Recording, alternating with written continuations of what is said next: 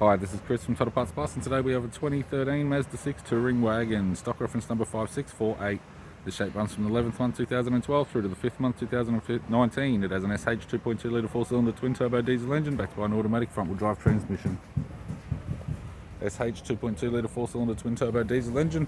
We have the right-hand headlight, right-hand fog light, radiator grille, left-hand fog light, left power door mirror.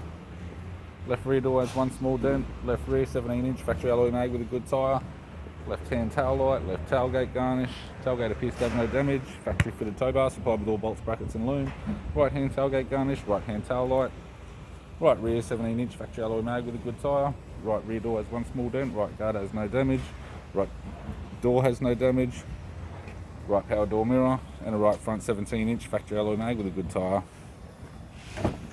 We have the driver's side door trim, power window master switch. This vehicle's fitted with black leather interior, automatic type console, automatic gear shifter, command switches, heater controls, sat nav head unit, interior mirror, courtesy lamp, left hand sun visor, right hand sun visor, instrument cluster, and an average 3-spoke leather steering wheel with cruise audio and phone buttons.